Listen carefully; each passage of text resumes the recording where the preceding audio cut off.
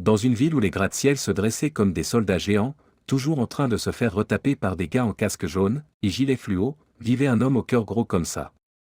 Il s'appelait Maurice, mais tout le monde dans le chantier le surnommait affectueusement Maurice le Mastic.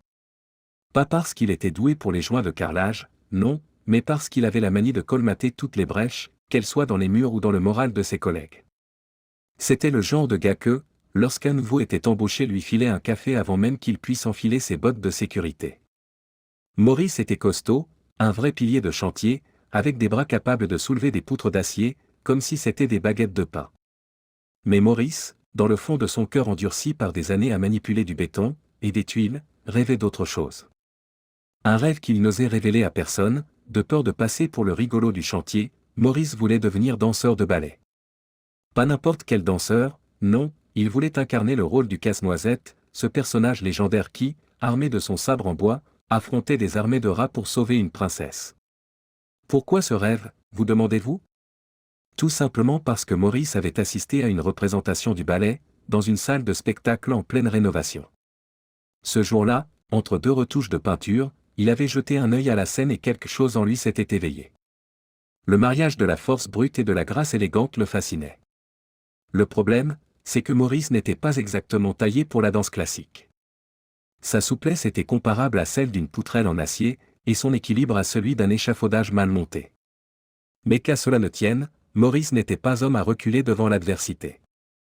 Il était déterminé à transformer ses coups de marteau en grands jetés, et ses tirs de clous en pas chassés. Chaque soir après le boulot, Maurice s'enfermait dans une vieille salle de gym abandonnée, là où les gars du chantier allaient autrefois lever de la fonte. Il s'installait devant un miroir ébréché, chaussait ses bottines renforcées, les seules chaussures qu'il possédait, et se mettait à répéter les mouvements qu'il avait mémorisés lors du spectacle. À défaut de musique classique, il utilisait les bruits du chantier, le rythme des marteaux-piqueurs, le souffle des perceuses, le tout formant une symphonie urbaine qui résonnait dans la salle poussiéreuse.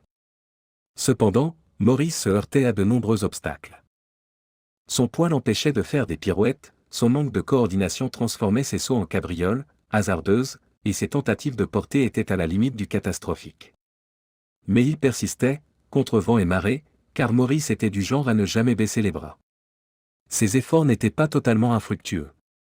Un soir, alors qu'il exécutait maladroitement un grand plié, il fit s'effondrer une partie du plafond de la salle de gym.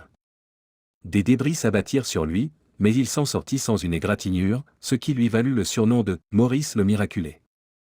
Les gars du chantier, sans comprendre pourquoi il passait ses soirées dans cette ruine, commencèrent à le voir comme un genre de porte-bonheur vivant. Et il faut dire que la chance semblait toujours être de son côté. Un jour, le patron du chantier, un homme respecté et redouté dans le milieu, débarqua sur le site avec une annonce qui allait changer la vie de Maurice. Une grande cérémonie se préparait en ville, pour célébrer l'achèvement d'un monument historique, une tour gigantesque qui devait symboliser la force et la persévérance des bâtisseurs. Pour l'occasion, le maire avait décidé d'organiser un concours de talent, où les gars du chantier seraient invités à montrer ce qu'ils avaient dans le ventre, ou plutôt dans les jambes, puisqu'il s'agissait de danse.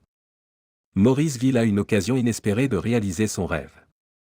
Il s'inscrivit au concours, bien déterminé à prouver que, même avec son corps massif et ses manières rustiques, il pouvait incarner le casse-noisette avec toute la grâce et la puissance requise. Mais il ne se faisait pas d'illusions, la concurrence serait rude. Parmi les participants, il y avait Jean-René, alias le Cobra, un gars du chantier capable de se faufiler dans les conduits d'aération, les plus étroits, et qui se vantait d'avoir des mouvements de danse aussi souples que ses poses de plombier. Il y avait aussi Michel, le Bulldog, un colosse tout en muscles, réputé pour ses prouesses au lancer de gravats, mais qui, à ses heures perdues, avait une passion secrète pour le tango. Le jour du concours arriva, et la scène fut installée au sommet de la tour, offrant une vue imprenable sur la ville. Les participants défilèrent, chacun avec son style et sa technique. Jean-René exécuta une danse serpentine, enchaînant les vrilles et les ondulations avec une agilité déconcertante. Michel, de son côté, effectua un tango enflammé, soulevant sa partenaire, une pelleteuse déguisée pour l'occasion. Puis vint le tour de Maurice.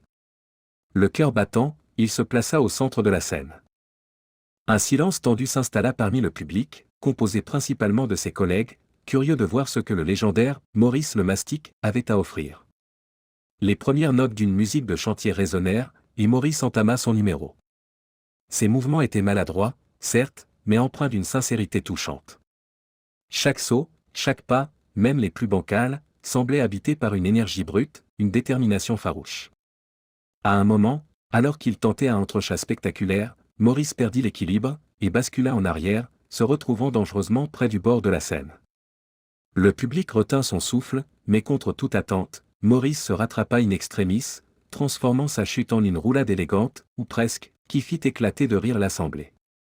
Mais ce n'était pas un rire moqueur, non, c'était un rire chaleureux, plein de bienveillance, car tout le monde reconnaissait en lui le courage qu'il fallait pour oser rêver, même lorsque la réalité semblait dire non. Le jury, composé de notables de la ville et d'artistes de renommée, fut touché par la prestation de Maurice.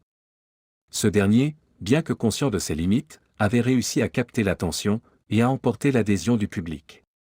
La cérémonie se termina dans une ambiance de fête, et contre toute attente, Maurice remporta un prix spécial pour l'audace et la créativité. Mais l'histoire ne s'arrête pas là. Car dans le public se trouvait un célèbre chorégraphe, venu incognito assister à l'événement. Intrigué par la prestation de Maurice, il décida de lui proposer un défi, intégrer sa troupe de danse et se former au ballet. Maurice, bien qu'honoré, déclina poliment l'offre, expliquant qu'il se sentait plus à l'aise sur un chantier qu'en collant. Cependant, il accepta de participer à un projet unique, un spectacle mêlant danse classique et ambiance de chantier, une sorte de casse-noisette revisité où Maurice jouerait son propre rôle. Le spectacle fut un succès retentissant. Maurice, entouré de danseurs professionnels, dansa avec toute la puissance et la sincérité qui le caractérisait. Les critiques furent unanimes, jamais on n'avait vu un casse-noisette aussi robuste, aussi authentique. Maurice avait prouvé qu'avec de la détermination, on pouvait faire de sa passion une force, même lorsqu'on n'avait pas le profil typique du rôle. Le spectacle fit le tour du pays, et Maurice devint une célébrité dans le monde de la danse.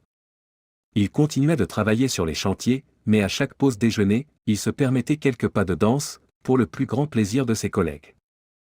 Et lorsqu'on lui demandait comment, il avait trouvé le courage de suivre son rêve, il répondait toujours avec un sourire, parce qu'un gars de la construction, ça ne casse pas que des murs, ça casse aussi les idées reçues.